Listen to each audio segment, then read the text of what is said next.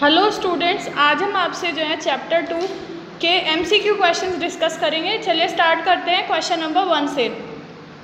When was the inauguration day? Inauguration day जो था वो कब था? 10 मई, 10 मार्च, 20 मई या 20 मार्च? आप सबको पता है, आपने चैप्टर की रीडिंग भी करी होगी इससे पहले और आपने चैप्टर की एक्सप्लेनेशन भी बहुत अच्छे से बच्चों आपने देखी होगी। तो आपका इनॉग्रेशन जो डे था चैप्टर में वो कब था? 10 मई को था। It was a celebration of south Africa's first dash government. ये किस चीज़ का जो है सेलिब्रेशन था? साउथ अफ्रीका की पहली कैसी सरकार का जो है सेलिब्रेशन था? ये आपका जो सेलिब्रेशन था autocratic and racial, democratic non racial, democratic racial, monarch non racial. ये आपका सेलिब्रेशन जो था, यहाँ पर सेलिब्रेशन हो रहा था democratic and non racial government का। साउथ अफ्रीका की पहली डेमोक्रेटिक गवर्नमेंट और नॉन रेशियल गवर्नमेंट का इनॉग्रेशन था ये। Now let's see third question. How many deputy presidents were elected? कितने डेप्यूटी प्रेसिडेंट्स को जो है इलेक्ट किया गया था? 2, 3, 1 और नन। तो इसमें आपका ऑप्शन क्या सही ऑप्शन है? आपके वहाँ पर कितने डेप्यूटी प्रेसिडेंट जो है, नेल्सन मंडेला तो प्रेसिडेंट बने थे, डेप्यूटी प्रेसिडेंट जो है वहाँ पर कितने बने थे? वो बने थे 2। तो आपका ऑप्शन ए करेक्ट आंसर है। Then question number 4 is why did other countries broke off diplomatic relations with South Africa? और दूसरे देशों ने जो है अपने डिप्लोमेटिक रिलेशंस को क्यों ब्रोक ऑफ कर दिया था साउथ अफ्रीका के साथ में? Option 1 white rulers, option B other countries are racial, option C it is a poor country, option D apartheid policy. तो आपका आंसर जो है वो है अपार्थाइड पॉलिसी वाला, यानी कि ऑप्शन नंबर डी आपका जो है वो करेक्ट आंसर है। Now let's see question number 5. What change brought international leaders to South Africa? ऐसा क्या बदलाव था जो कि इंटरनेशनल लीडर्स को जो है साउथ अफ्रीका लेकर के आया? एंड ऑफ अपार्थाइड, अभी हमने पिछले क्वेश्चन में पढ़ा है, ह्यूमैनिटी, पीस या ट्रेड नेगोशिएशंस। तो आपका आंसर यही है, end of apartheid. Now next question is we thank all our distinguished international guests for having come to take possession with the people of our country of what is after all our common victory for। हम जो है धन्यवाद देते हैं अपने उन सभी distinguish international जो है दुनिया जहान के अलग अलग कोनों से, अलग अलग देशों से जो गेस्ट आए हैं, बड़ी बड़ी हस्तियां आई हैं जो यहाँ पर आए हैं, ठीक है ना, to take possession with the people of our country. हमारे देश के लोगों के साथ पोजेशन लेने के लिए यहाँ पर शामिल हुए, यानी कि इस इनॉग्रेशन डे पर यहाँ पर शामिल हुए हैं। Of what is after all a common victory for, और किस चीज़ के लिए शामिल हुए हैं जो कि एक कॉमन विक्ट्री है। किस बात की कॉमन विक्ट्री है बच्चों? वो जस्टिस की, न्याय की, पीस की, ह्यूमन डिग्निटी की, या फिर ऑल ऑफ द अबव? इसका आंसर है जस्टिस, पीस, ह्यूमन डिग्निटी, यानी कि all of the above. D option is your right answer. Now let's move to question number 7. What was it that the nation needed to be liberated from? What was it that the nation needed to be liberated from? उस देश को, south Africa नामक देश को जो है किस चीज़ से आज़ादी की जो है आवश्यकता थी? Option A poverty, option B gender discrimination, option C deprivation, या option D all of the above? इसका भी आंसर बच्चों ऑल ऑफ द अबव है। उस देश को जो है साउथ अफ्रीका को पॉवर्टी से आज़ादी की ज़रूरत थी, जेंडर डिस्क्रिमिनेशन से आज़ादी की ज़रूरत थी, साथ में डेप्रिवेशन से भी आज़ादी की ज़रूरत थी। We have achieved our political emancipation. What is the meaning of emancipation? वहाँ चैप्टर में जब वो जो अपनी स्पीच डिलीवर करते हैं नेल्सन मंडेला, वहाँ पर ये लाइन आती है, तो यहाँ इमेंसिपेशन का मतलब क्या है? Option A freedom from restriction, option B enslavement, option C slavery, option D both 2 and 3। तो इसका आंसर है freedom from restriction. Now let's move to question number 9. What the spectacular array of South African jets was a display of? अब वहाँ पर south African jets ने जो है बहुत ही सुंदर जो है डिस्प्ले किया था। किस चीज़ का डिस्प्ले किया था बच्चों?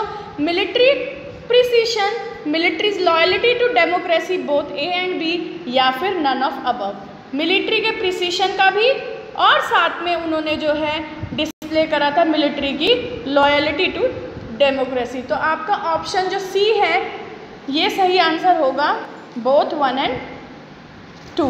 यहाँ आप देखेंगे डी ऊपर लिखा है, सी नीचे लिखा है, ये मिस प्रिंटिंग है बच्चों, तो आपको सही कर लीजिएगा। आपका थर्ड ऑप्शन सही है, बोथ 1 और 2।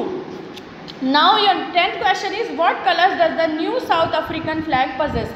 अब जो साउथ अफ्रीका का जो नया फ्लैग था उसमें कौन से कलर्स जो है पजेस हो रहे थे, कौन से कलर्स उसमें शो हो रहे थे? Black red green blue and gold. यही आपका जो है बच्चों सही आंसर है, ब्लैक रेड ग्रीन ब्लू और गोल्ड, ये 5 कलर उसमें रिप्रेजेंट हो रहे थे। Now question number 11 is the structure they created formed the basis of one of the harshest most inhuman societies the world has ever known। उन्होंने जो structure बनाया था वो किसके आधार पर था? दुनिया के सबसे ज़्यादा हार्श, सबसे ज़्यादा कठोर, सबसे ज़्यादा अमानवीय जो सोसाइटीज़ थी वर्ल्ड को जो पता थी, ठीक है ना, उनके आधार पर बनाया गया था। What structure is Mandela talking about? इस डायलॉग में मंडेला किस स्ट्रक्चर के बारे में बात कर रहे हैं, किस चीज़ के बारे में बात कर रहे हैं वो? Number 1 racial domination against the black skinned, जो काले लोग थे वहाँ पर, उनके प्रति जो है रंग भेद था उनके प्रति, उसके बारे में बात कर रहे थे। पॉवर्टी एंड सफरिंग के बारे में बात कर रहे थे। डिस्क्रिमिनेशन अगेंस्ट द पुअर्स के खिलाफ जो डिस्क्रिमिनेशन था, या ऑपरेशन ऑफ वीमेन के बारे में। यहाँ पर बच्चों साफ साफ जो बात हो रही थी वो हो रही थी racial discrimination against the black skinned, काले लोगों के प्रति जो रंग भेद था। Now next question is question number 12 whom did Mandela wanted to thank but could not।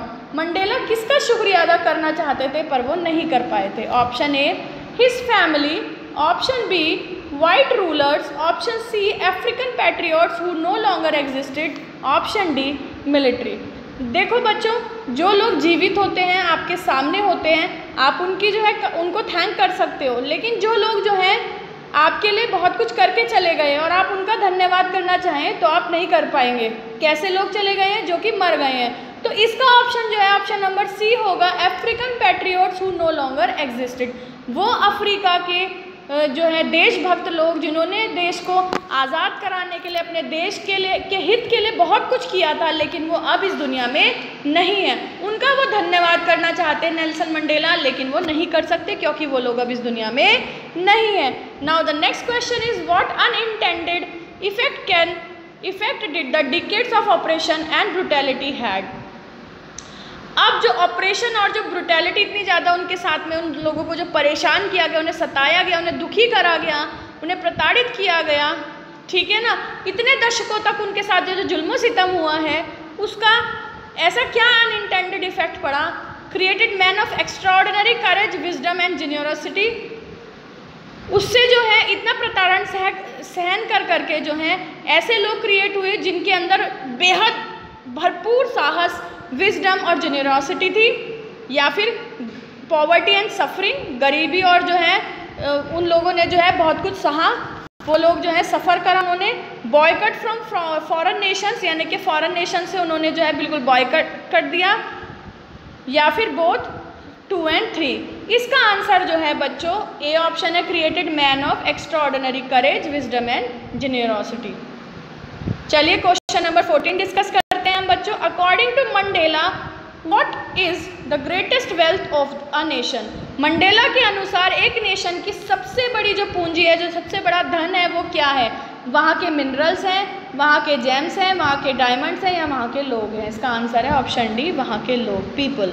What did Mandela learn about courage. Mandela ने जो है करेज के बारे में क्या सीखा? It is absence of fear.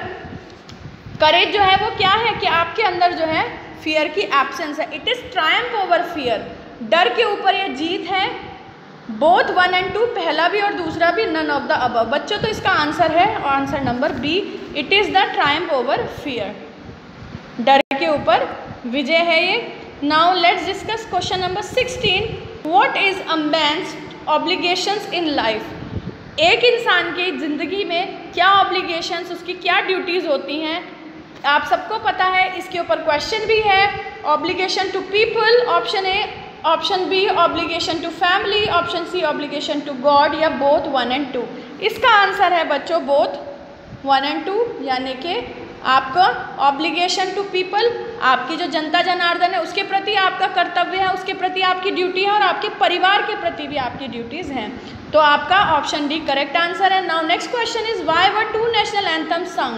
वहाँ पर उस दिन 2 नेशनल एंथम्स क्यों गाए गए थे? टू इम्प्लाई यूनिटी, यूनाइटी को इम्प्लाई करने के लिए, to mark the end of racial discrimination, to mark the end of gender discrimination, या बोथ 1 and 2. इसका आंसर भी बच्चों बहुत ही सिंपल है, एकता को दर्शाने के लिए और रेशियल जो वहाँ पर जो है रंग भेद था, जो जाति भेद था, उसको मिटाने के लिए. तो आपका D option both 1 and 2 is the correct answer. चलिए क्वेश्चन 18 डिस्कस करते हैं. What comes more naturally to heart according to Mandela? आपके हृदय में नेचुरल तरीके से क्या आ जाता है? हेट्रेड आ जाती है, यूनिटी आती है, लव आता है, या फिर रेशियल डिस्क्रिमिनेशन आता है? बच्चों आपके हार्ट में जो है क्या आता है? नेचुरली लव आता है, प्रेम आता है अपने देश के प्रति, अपने देश के लोगों के प्रति. Now next question is what realisations did Mandela have of his boyhood freedom? जो उसकी बॉयहुड फ्रीडम थी उसके प्रति उसको क्या रियलाइजेशन हुआ था मंडेला को? It is just an illusion, ये एक इल्यूजन यानी भ्रम था. ही वॉज बॉर्न फ्री, वो जो है बिल्कुल जो है फ्री पैदा हुए थे, मतलब उन पर कोई भी बंधन वगैरह कुछ नहीं था. Freedom was meant for kids, आज़ादी जो है सिर्फ बच्चों के लिए. या ही हैड नो रियलाइजेशंस, उसके मन में उस समय पर जो है कोई रियलाइजेशन नहीं थी. तो इसका आंसर है it is just an illusion. जो बॉयहुड यानी लड़कपन की जो आज़ादी थी उसके बारे में उसको समझ में आया था कि वो केवल एक भ्रम था, एक इल्यूजन था. Now question number 20 is what began Mandela's hunger for freedom? Mandela की जो फ्रीडम के लिए हंगर थी वो कैसे शुरू हुई थी? The fact that it had already been taken away from him. ये फैक्ट, ये जो तथ्य था, ये जो सत्य था कि उनकी आज़ादी जो है उनसे पहले ही छीनी जा चुकी है, उनसे ली जा चुकी है. या फिर हिज ऑब्लिगेशंस टुवर्ड पीपल, लोगों के प्रति उसका कर्तव्य, हिज ऑब्लिगेशन टुवर्ड फैमिली, या फिर he was born to fight. तो इसका आंसर जो है वो है option A, the fact that it had already been taken away from him. ये फैक्ट के उसको जो है आज़ादी को पहले ही उनसे जो है छीना जा चुका है, यानी कि उनके पास आज़ादी नहीं है. Which party did Mandela join? Mandela ने कौन सी पार्टी ज्वाइन करी? Indian National Congress, African National Congress, National African party, या he did not join any party?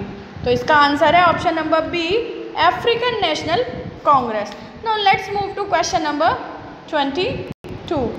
A man who takes away another man's freedom is? वो आदमी जो दूसरे आदमी की आज़ादी ले लेता है वो कौन कहलाता है? वाइट, गोरा आदमी, अ प्रिजनर ऑफ हेट्रेड, नफरत का प्रिजनर कहलाता है, एक क्रिमिनल कहलाता है, या फिर वो रूड कहलाता है? वो कहलाता है अ प्रिजनर ऑफ हेट्रेड, यानी कि आपका जो ऑप्शन नंबर बी है that is your correct answer. Who according to Mandela is not free? Mandela के अकॉर्डिंग कौन आज़ाद नहीं है, कौन फ्री नहीं है? ऑप्रेसर, या फिर ऑप्रेस्ड, या फिर दोनों, या फिर कोई नहीं? तो इसका आंसर ऑप्रेसर एंड ऑप्रेस्ड दोनों है, दोनों ही आज़ाद नहीं है. दुखी करने वाला भी और दुख को सहने वाला भी, दोनों ही फ्री नहीं है. Now let's discuss question number 24. How did Mandela's hunger for freedom change his life? जो मंडेला के अंदर आज़ादी को पाने की जो भूख थी, जो हंगर था, जो इच्छा थी, जो ललक थी, उसने उसके जीवन को कैसे बदला? Turn from frighten to bold, उसको डरे हुए से, सहमे हुए से जो है बोल्ड बना दिया, दबंग बना दिया.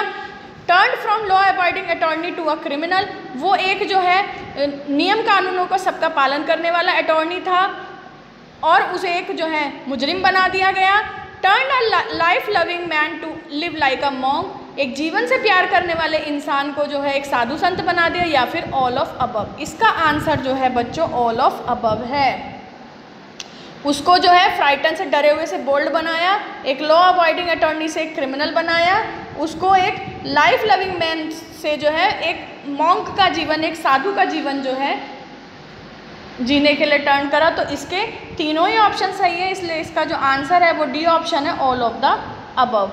Now next question, that is your last question, is what does depth of operation create. जो ऑपरेशन की जो गहराइयाँ होती हैं वो क्या क्रिएट करता है, उससे क्या उत्पन्न होता है? ऑप्रेस्ड उत्पन्न होता है, हाइट्स ऑफ कैरेक्टर, पॉवर्टी, या फिर लैक ऑफ फ्रीडम। तो इसका आंसर क्या होगा बच्चों? Heights of character. आपका जो चरित्र है उसकी हाइट्स क्रिएट होती हैं।